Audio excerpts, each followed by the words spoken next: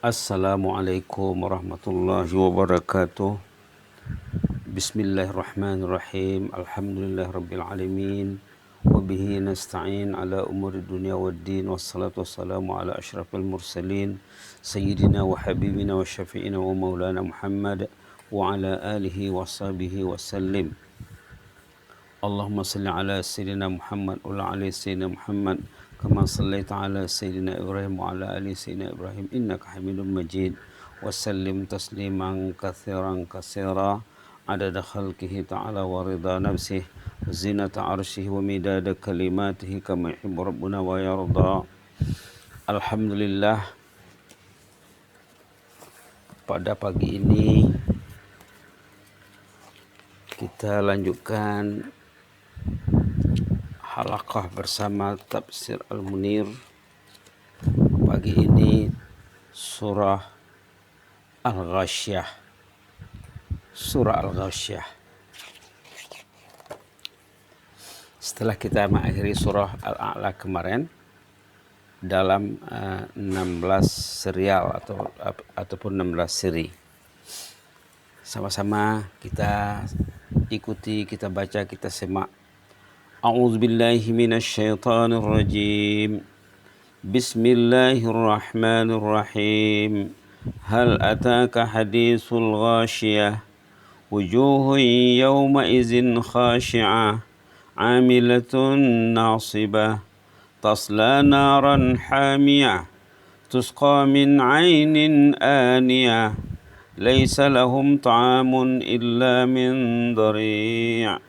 لا يسمن ولا يغني من جوع وجوه يومئذ ناعمة لسعيها راضية في جنة عالية لا تسمع فيها لاغية فيها عين جارية فيها سرر مرفوعة وأكواب موضوعة ونمارق مصفوفة وزرابي مبثوثة أفلا ينظرون إلى الإبل كيف خلقت وإلى السماء كيف رفعت وإلى الجبال كيف نصبت وإلى الأرض كيف سطحت فذكر إنما أنت مذكر لست عليهم بمسيطر إلا من تولى وكفر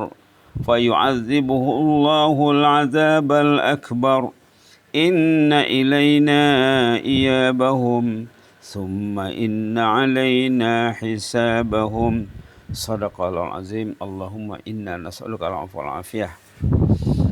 اللهم يسر لنا الحساب ya rabbal alamin. Dengan nama Allah Maha Rahman lagi Maha Rahim. Hal ataka hadisul ghasyiyah.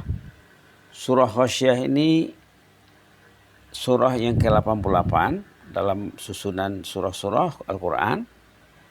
Jumlah hurufnya 382 huruf. Diawali dengan hal ataka hadisul ghasyiyah. Al-Ghasyiyah salah satu nama hari kiamat. Nama-nama hari kiamat sangat banyak, mungkin besok lusa boleh kita sorot ya. Tentang nama-nama hari kiamat, salah satu namanya Al-Ghasyiyah.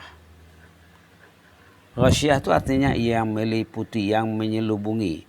Keadaan hari kiamat itu meliputi, menyelubungi semua manusia. Yang susahnya susah, yang senangnya senang. Subhanallah. Hal ataka hadisul ghasyiyah. Awal surah diawali dengan pertanyaan. Sudahkah sampai kepadamu cerita hari kiamat yang huru-haranya sangat meliputi, menyelubungi semua manusia? Hal ataka hadisul ghasyiyah. Sudah sampaikah kepadamu cerita hari kiamat? Wujuhun yawma idzin khasyi'ah. Pada hari itu wajah orang-orang kafir tunduk terhina. Mereka kerja berat, melelahkan. Mereka masuk neraka yang amat panas. Diberi minum dari mata air panas menggelegak. Makanan mereka hanyalah buah pokok yang berduri. Tak menggemukkan, tak pula menghilangkan rasa lapar. Sebaliknya, pada hari itu wajah orang-orang beriman berseri-seri. Lantaran di dunia amal usaha mereka yang meridai Allah dan diridai Allah. Mereka berada dalam jannah berkedudukan tinggi. Dalam jannah itu tidak terdengar perkataan sia-sia. Dalam jannah itu juga terdapat mata air yang mengalir. Terdapat pelamin-pelamin tinggi berhias. Dan juga tersedia piala-piala minuman, bantal-bantal yang teratur, hamparan-hamparan yang terbentang. Tidakkah manusia memperhatikan bagaimana unta diciptakan? Bagaimana langit ditinggikan binaannya? Keadaan bagaimana gunung ganang ditegakkan? Bagaimana pula bumi dihamparkan? Maka berilah tazkirah. Tugasmu hanya pemberi tazkirah. Tiada bagimu kuasa memaksa mereka. Bahkan siapa yang berpaling dan kufur ingkar, justru ia disiksa Allah dalam azab siksaan yang besar. Dalam azab siksaan yang besar, justru tempat kembali mereka hanyalah kepada kami.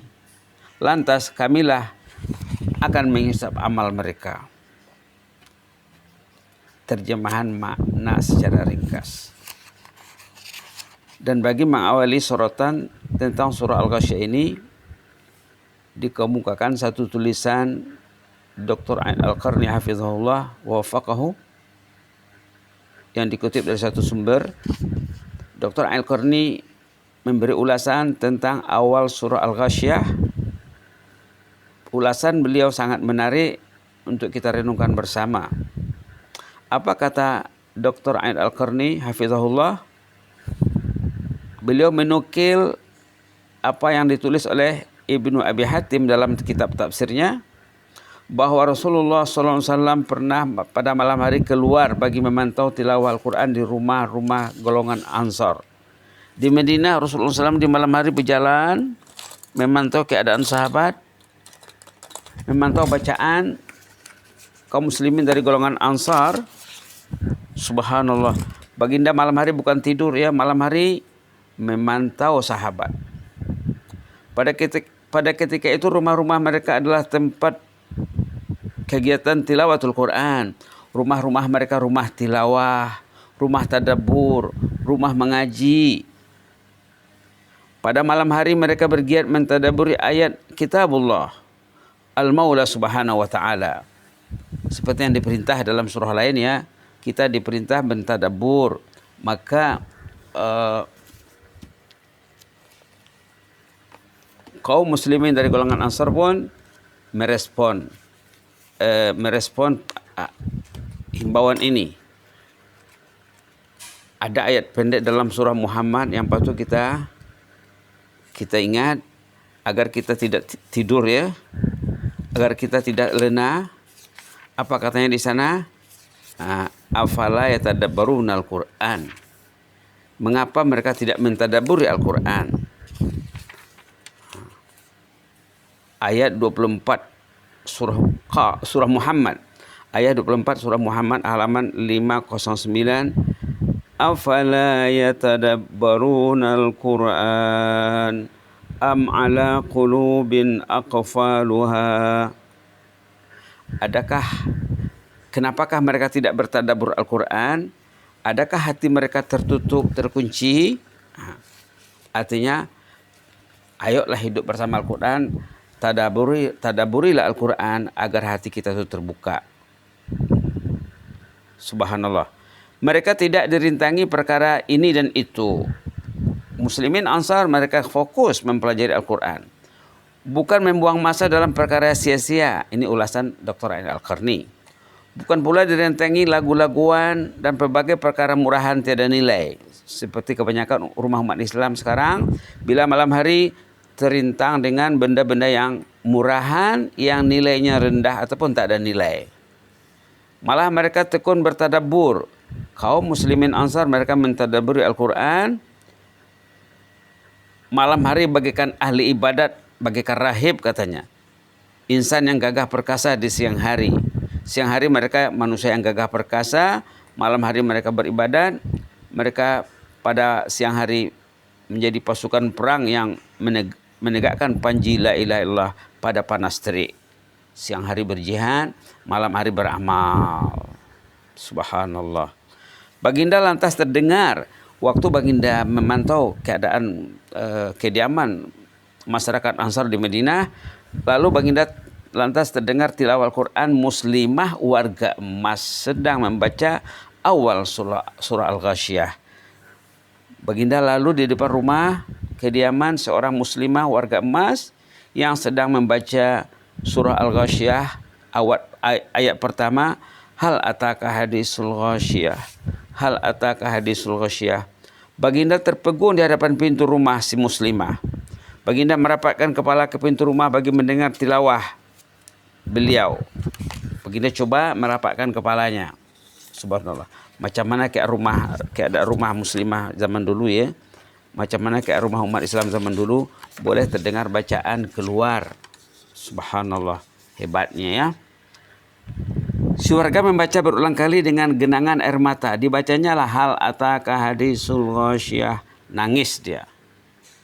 Sudahkah sampai kepadamu cerita hari kiamat? Itu dibacanya hal ataka hadisul ghasyiyah. Kemudian dalam ulasan beliau, Dr. Al-Qarni bertanya di manakah gerangan belia Islam hari ini? Malam hari mereka bikin apa? Apa yang mereka lakukan di malam hari? Demikianlah amalan dan kegigihan warga emas zaman dulu. Dr. Al-Qarni juga bertanya lagi di manakah serikandi Islam, di mana wanita-wanita Islam, di mana putra-putri Islam, di mana pemuda Islam, pemuda kebangkitan, pemuda harapan umat, ditanya oleh Dr. Al-Qarni. Siapakah gerangan yang disoal dalam petikan ayat ini? Hal ataka hadisul ghasyiyah, siapa yang disoal? Ini kan ayat soal pertanyaan. Yang ditanya siapa? Kepada siapa soalan diajukan? Tentunya adalah Rasulullah sallallahu alaihi wasallam. Pada dasarnya soalan ini kepada Nabi Muhammad sallallahu alaihi wasallam. Tapi soalan kepada Nabi juga soalan kepada setiap individu, setiap orang ya dari kalangan umat Islam. Allah menanya Rasulnya, wahai Muhammad. Allah menanya Nabinya, wahai Muhammad, sudahkah sampai kepadamu cerita peristiwa hari kiamat? Hari pembalasan yang sangat ngeri menakutkan itu yang ditanya. Sudahkah sampai kepadamu cerita hari kiamat katanya. Cerita yang mengerikan. Subhanallah. Subhanallah. Justru baginda juga tak terdaya membendung air mata. Baginda yang mendengar bacaan muslimah di dalam rumahnya. Baginda mendengar di luar dari belakang pintu. Yang di dalam menangis, membaca ayat satu potong. Nabi pun tak terdaya membendung air mata. Menangis sambil menjawab pertanyaan yang dikemukakan. Baginda menjawab, Subhanallah. Apa jawaban baginda? Ya sudah sampai kepadaku katanya. Pertanyaannya apa? Hal ataka hadisul ghasyiyah? Sudahkah sampai kepadamu cerita hari kiamat? Itu dibaca oleh warga emas muslimah yang mencintai kalamullah.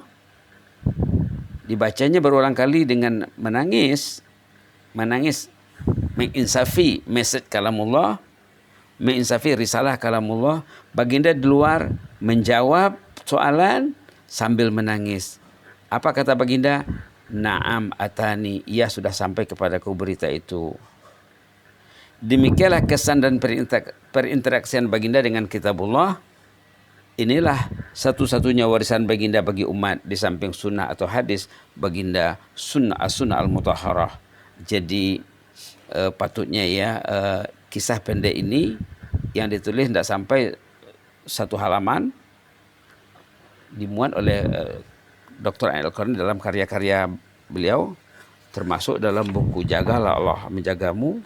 Buku itu banyak dijual di pasaran ya. Di sana ada cerita ini. Jadi kisah ini kisah perinteraksian sahabat Nabi, wanita muslimah, warga emas, dengan kitabullah, membaca Quran di malam hari sesudah Isya, dan perinteraksian Rasulullah juga ya, sama-sama berinteraksi, yang di dalam baca Quran, yang di luar mendengar Quran. Jadi alangkah baiknya kalau kita menyisihkan masa melakukan apa yang dilakukan oleh sahabat. Mungkin suami duduk dengan istrinya, istri membaca, suami mendengar, suami membaca, istri mendengar, ataupun anak-anak yang membaca, mak bapaknya mendengar, ataupun saudara, ataupun jemaah, ataupun murabbi, ataupun siapa saja. Lakukanlah amalan mulia ini yang sudah dicontohi oleh Rasulullah SAW. Mudah-mudahan kehidupan kita akan berubah. Mudah-mudahan kita akan mencintai Al-Quran, kalamullah, yang nanti akan hadir bersama kita di hadapan Allah nanti. Waktu kita di hari pembalasan, Al-Quran akan duduk di samping. Quran akan menjawab persoalan yang diajukan kepada manusia yang ditanya. Kalau orang itu mencintai Al-Quran, ada masa bersama Al-Quran, Quran akan memuji, membela dan menyanjung orangnya. Kalau orang itu lari ataupun cuai daripada Al-Quran, Quran akan mengeluh nanti di hadapan Allah. Jadi ada dua pilihan sama kita ya, sama ada Quran itu ingin membela kita nanti di hadapan Allah ataupun tidak. Itu terpulang sama kita lah zaman sekarang. Maka isilah masa, terutama di malam hari, bersama kitabullah. Sisihkanlah masa Anda, walaupun 15 menit, 20 menit, setengah jam. Bacalah Al-Quran, bacalah surah-surah pilihan, bacalah ayat-ayat kegemaran. Boleh dibaca berulang kali dengan tangisan, doa dan munajat kepada Allah. Amin ya rabbal alamin. Aqulu qouli hadza wa astaghfirullah li wa lakum. Inni uhibbukum fillah. Jazakumullah khaira wa barakallahu li wa lakum. Wa astaudi'ukumullah alladzi la tadhi'u indahu wada'i'uh. Wassalamualaikum warahmatullahi wabarakatuh.